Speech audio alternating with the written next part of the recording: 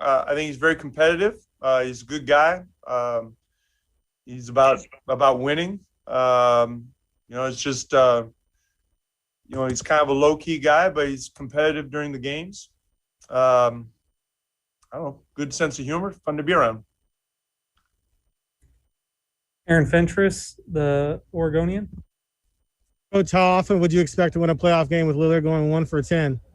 He had a tough shooting night, but I didn't. I thought he didn't let it affect his play. It was he still got 10 assists. I mean, that's the third game now that he's had double-figure assists. He almost had 4 games. So, he's going to shoot the ball better. But I like the way he managed the game and the way he defended. He was great in the huddles. So we needed all that as well. After game 3, you talked about three-point shooting, obviously, and then matching their aggression. Do you feel you accomplished what you wanted to accomplish in those areas today? Excuse me. Well, we did shoot the ball better. We didn't shoot it great, but we shot the ball better. I thought we were pretty good defensively throughout the game.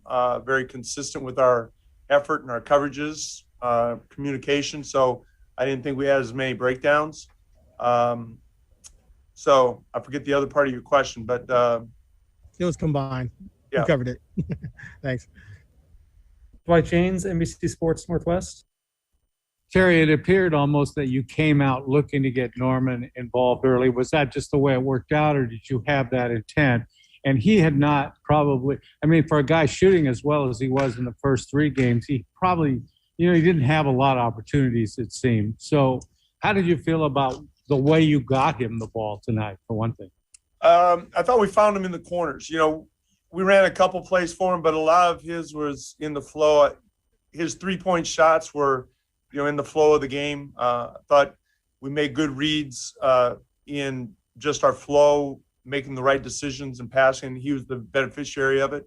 But he hasn't really shot the 3 well in the first 3 games, and it was good to see him have a breakout game shooting the 3. AJ McCord, Coin. Coach, obviously you guys broke this one open in the third quarter, but it felt like the tone was set from the opening tip-off. How critical, how much did you emphasize the need to do that in a game 4 like today? Well, to be honest, in game 3, we came out with the same aggression, same attitude. So I think both games 3 and 4, we came out with good aggressiveness and, just kind of didn't sustain it at the end of the first quarter in game 3. But tonight, like I said, our consistency with our effort was part of it, but we came out the way we needed to and sustained it. Christos Saltes, Sport DNA. Coach, did you notice that the tonight's effort was one of the best defensive efforts of the season for your team? I don't know. I'd have to go through and see some other games. I think I was asked that before. We have had some good defensive games, but to have it in the playoffs against a team like Denver is probably a little bit better. Coming back to Aaron Fentress with the Oregonian. What did you think you got out of Rondae tonight? What we expected, what we needed. Good defensive energy. We got put back. The fact that he's out there guarding their playmakers. He's guarding Morris a lot, so we were able to switch pick and rolls with Rocco and Melo. So I thought with that lineup for them had given us trouble in the first 3 games. So I thought it helped. Is this a situation? I thought he helped. Is this a situation where you would go to Ennis and say, "Hey, we're probably going to make this move, and you might not play tonight," or is it just how it worked out? No, I told Ennis to be ready. I didn't know how the game was going to go, and just to be ready. If Nurk got in foul trouble, which I think was one of the keys in the game, was that Nurk was able to stay out of foul trouble and match his minutes with Jokic. But look, we're going to need Ennis again, but that's the way it worked out tonight. Thanks. Maria with TAB Deportes. Hi, Coach. Congrats for the win. Hope you're well as well. What were the major adjustments that you felt your players managed to execute this evening compared to the last two games, especially?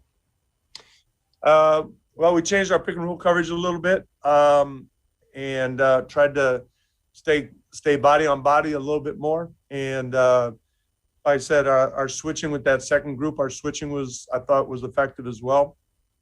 And they didn't. I don't think they got the same look, even though they got 44 threes up. I don't think they were the same quality of looks. Jason Quick, The Athletic. Coach, I thought Nurk was really key for you guys tonight. Can you speak to what he gave you on both ends? Well, as I mentioned earlier, he played good defense on Jokic, and he stayed out of foul trouble. You know, that was key. We're obviously better when Nurk's able to stay on the floor, especially against Denver. So, you know, the offense comes and goes. He gets his opportunities, but I thought he really locked in defensively and was solid, didn't gamble very much. And like I said, defended without fouling. Ryan Clark, Portland Tribune. Coach, could you speak maybe to Nurk's familiarity with Jokic and how it contributed to his ability to lock him down during some stretches tonight? I don't know. You know, I think Nurk would be better to ask that than me. I mean, it's been a long time since he's been in Denver. So I think he knows him as well as other players around the league. I don't know how much that impacted or not, but it certainly didn't hurt. Leonardo Torres, El Comercio. Hi, Coach. Leonardo Torres from Peru. Congrats on the win. Coach, how important was for the team, especially on the defense, that Jusuf Nurkic stayed out of foul trouble today? It was I think it was the key to our defense. You know, to be able to match his minutes